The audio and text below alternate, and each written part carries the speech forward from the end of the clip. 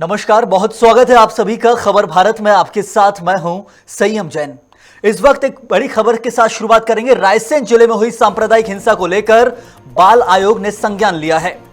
अस्पताल का निरीक्षण करने और साथ ही साथ सभी पूरे मामले को लेकर बाल आयोग ने संज्ञान लिया और बाल अधिनियम अधिकार संरक्षण की धारा 13D के तहत बाल आयोग ने संज्ञान लिया और कई निर्देश अस्पताल को जारी किए हैं। और इसी के साथ यह भी कह दिया है कि पूरा का पूरा मामला जो है, जो 4 बालक इसमें नाबालिग थे जो इस घटना में शिकार हुए थे, उनका इलाज हमीदिया अस्पताल में चल रहा है। उनके बेहतर इलाज को लेकर, उनके भविष्य को लेकर और उनकी शिक्षा को लेकर बाल आयोग ने पूरा का पूरा मामला अपने सामने रखा और कई निर्देश जारी कर दिए हैं। साथ ही साथ रायसेन जिले को भी निर्देश दिए हैं और हमीदिया अस्पताल को बेहतर इलाज के लिए कई निर्देशित किया गया है।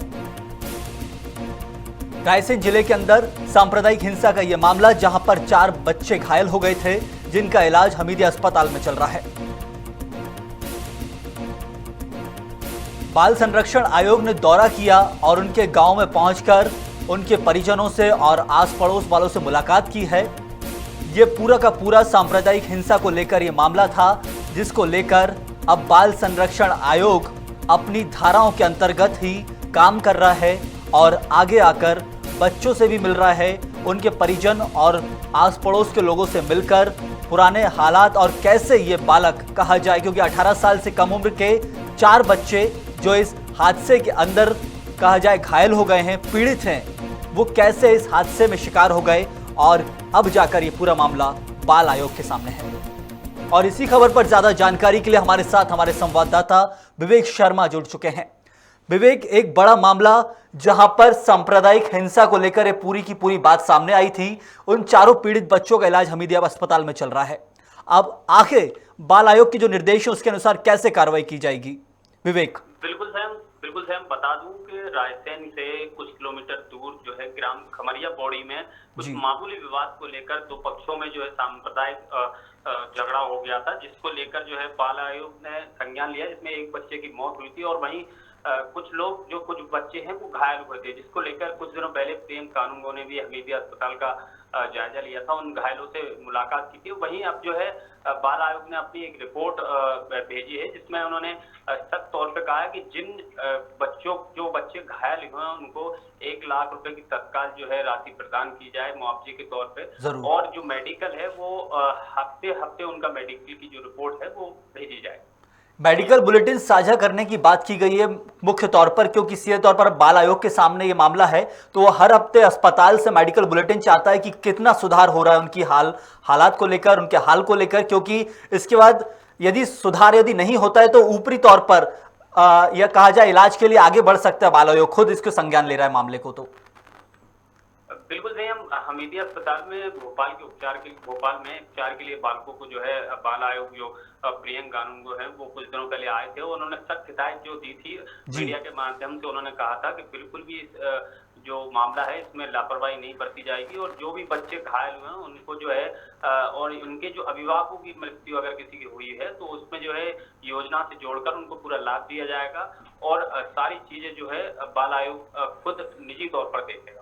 विवेक, एक और बात सामने निकल कर आई, क्योंकि जैसा कि बाल संरक्षण आयोग ने संज्ञान लिया है तो अब उनके भविष्य को लेकर, उनकी शिक्षा को लेकर महत्वपूर्ण बातें जो सामने आई कि कहा गया स्पॉन्सरशिप को लेकर ध्यान दिया जाएगा, उनके एज डिफरेंस यानी जो बाद में उनके कैसा उनका जीवन यापन होगा, किसी के माँ बाप नहीं है, उसको लेकर बहुत संवेदनशीलता के साथ बाल आयोग सामने आया है। विवेक। बिल्कुल सही। बाल आयोग ने जो है अपनी रिपोर्ट में साफ तौर पर कहा है कि सांप्रदायिक हिंसा में जो मृतक की पत्नी है उसको विधवा पेंशन दी जाएगी और स्वतः समूह योजना से जोड़ा जाएगा और परिवार और उनके बच्चों के लालन पोषण और शिक्षा को सुनिश्चित किया जाएगा और वन धन योजना, प्रधानमंत्री आवास योजना, ये सारी योजनाओं का जो है उसको मुख्य तौर पर सीधे लाभ मिलेगा और बच्चों के जो परिवार का लालन पालन है वो सीधे तौर पर सरकार मुहैया कराए और उनको जो सुरक्षा पेंशन दादा दादी हो या नाना नानी हो, उनको सबको जो है एक तौर पर शासन अपने एक वही सारी सुविधाएं जो है मुहैया कराए। जरूर विवेक। के लिए जो है जी कुछ आखिरी में कहना चाहेंगे आप बाल आयोग के संज्ञान को लेकर, कुछ आखिरी जानकारी दर्शकों को आप दें तो? देखिए सेम मेरे एक व्यक्तिगत तौर पर मैं कहूँ कि इस तरीके की जो घटना होती हैं और अगर इनमें किसी की मृत्यु होती है और जो बाल आयोग ने जो अपना कदम उठाया है, जो फैसला उन्होंने जो अपनी रिपोर्ट भेजी है, जो एक दम दिखाया है बाल आयोग का, वो जी। एक काफी सराहनीय है, उनकी काबिले तारीफ है। और इस तरीके के फैसले एक समय समय पर होते रहने चाहिए, जो कि बच्चों के और उनके परिवारों को जिनकी मृत्यु हो जाती है या घायल हो जाते हैं, उनको जो सुरक्षा मुहैया कराना और उनकी जो है देख रेख परवरिश का जो जिम्मा जो सरकार को दिया जाता है, बाल आयोग ने जो फैसला लिया है, काफी जरूर। तारीफ। बहुत शुक्रिया आपका विवेक। हमारे संवाददाता विवेक शर्मा सीधे तौर पर बता रहे थे कि कैसे अब बाल संरक्षण आयोग ने राष्ट्रीय तौर पर राष्ट्रीय बाल संरक्षण आयोग ने संज्ञान लिया पूरे मामले का। उन्होंने उस गांव का दौरा भी किया, बच्चों के हाल भी जाने और उसके बाद कई ऐसे जैसे 1 लाख रुपए की सहायता राशि और उसके बाद उनके भविष्य को लेकर स्पॉन्सरशिप जो की जाती है शिक्षा में, और साथ ही साथ अब इस मामले में कैसे उन बच्चों की हालत सुधार हो उसको लेकर मेडिकल बुलेटिन जारी करने के निर्देश अस्पताल को दिए हैं। तो ऐसे ये जो मामला सांप्रदायिक हिंसा का था जिसमें बच्चे संलिप्त हो गए, कैसे हो गए, इसको लेकर पुलिस और विभाग कार्रवाई कर रहा है। लेकिन बाल आयोग का जो कर्तव्य बनता है, क्योंकि 18 साल से कम उम्र के 4 बच्चे इस सांप्रदायिक हिंसा में संलिप्त हो गए थे और अब वो पीड़ित हैं जिनका इलाज अस्पताल में चल रहा है, और उसी को लेकर राष्ट्रीय बाल संरक्षण आयोग ने अपनी धाराओं के अंतर्गत कार्रवाई करते हुए आगे आकर उन बच्चों की जिम्मेदारी ली है और कैसे शासन और प्रशासन मध्य प्रदेश का अब इसी के तहत उन बच्चों के भविष्य के लिए काम करेगा, उसके निर्देश भी जारी किए हैं।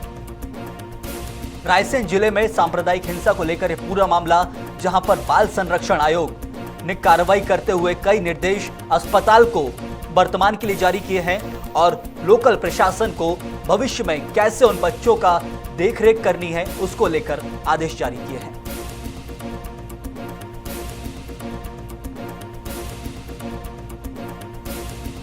राष्ट्रीय बाल संरक्षण अधिनियम की धारा 13D के तहत ये मामले को संज्ञान लिया गया और सांप्रदायिक हिंसा का ये पूरा मामला, जहां बड़ों से लेकर बच्चों तक की संलिप्तता थी, कैसे कौन इस मामले में दोषी है वो सब कोर्ट फैसला तय करेगा। लेकिन फिलहाल पुलिस कार्रवाई जारी है।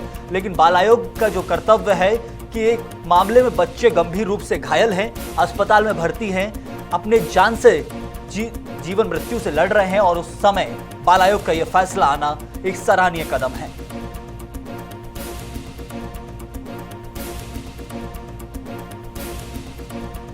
न सिर्फ ये फैसला दिया बल्कि बाल आयोग के सदस्यों ने वहां जाकर दौरा भी किया, वहां का हाल जानने की कोशिश की, पीड़ितों से, उनके परिजनों से, उनके आस पड़ोस के लोगों से मिलकर वहां के जो हालात थे और कैसे ये बच्चे इसमें शामिल हो गए, इन सब की पुख्ता जानकारी बाल संरक्षण आयोग ने निकाली है।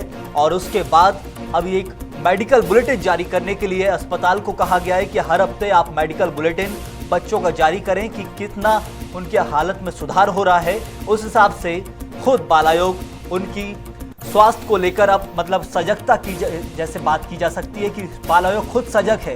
यदि उनको लगेगा कि हालत में सुधार नहीं हो रहा है या फिर ऊंचे अस्पताल में भर्ती कराने की उनको जरूरत है, तो इसका खुद खर्चा बाल आयोग की तरफ से ही वहन किया जाएगा।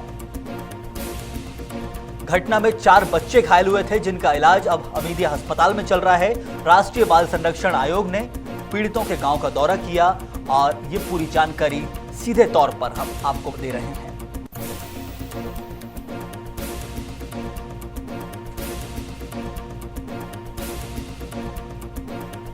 रायसेन जिले का सांप्रदायिक हिंसा का यह पूरा मामला, जहां पर सीधे तौर पर जिम्मेदारियां तय की जानी थी कि आखिर कौन कितना दोषी है। सांप्रदायिक मामला ये रायसेन जिले के सिलवानी तहसील के खवरिया गांव का, जहां पर यह हादसा हुआ, या कहा जाए कि एक ऐसी दुर्घटना जिसका खामियाजा उन बच्चों को भुगतना पड़ रहा है। कैसे किसकी कौन संलिप्तता थी, ये सब जांच का विषय है जिसके लिए जांच जारी है। लेकिन बाल संरक्षण आयोग ने अपना काम कर दिया है।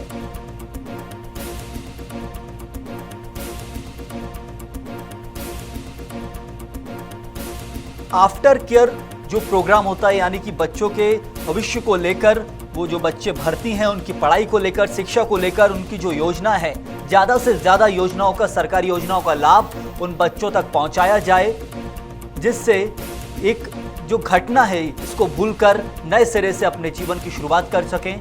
लेकिन फिलहाल तो वो अस्पताल के अंदर अपने जान से लड़ रहे हैं। कहा जाए कि उनका इलाज जारी है और हालत कितनी गंभीर है वो आप इसी से समझ सकते हैं कि बाल संरक्षण आयोग ने हर हफ्ते मेडिकल बुलेटिन जारी करने के लिए कहा है। मतलब इलाज अभी लंबा चलेगा, लेकिन उससे पहले ही उनके भविष्य को लेकर बाल संरक्षण आयोग सजग है और बेहतर भविष्य के लिए कई योजनाओं का लाभ देने की कोशिश की जाएगी। सीधे तौर पर रायसेन जिले की सांप्रदायिक हिंसा का यह पूरा मामला, जहां बाल संरक्षण आयोग की सजगता सामने आई। उन्होंने चारों बच्चे जो घायल है, जिनका इलाज हमीदिया अस्पताल में चल रहा है, उनके बेहतर भविष्य को लेकर, बेहतर इलाज को लेकर कई सारी योजनाएं, और कहा जाए कि वर्तमान में उन्हें राशि आवंटित भी की जाएगी। लेकिन बेहतर इलाज को लेकर फिलहाल बाल आयोग सजग है और हालत पे नजर बनाए हुए है।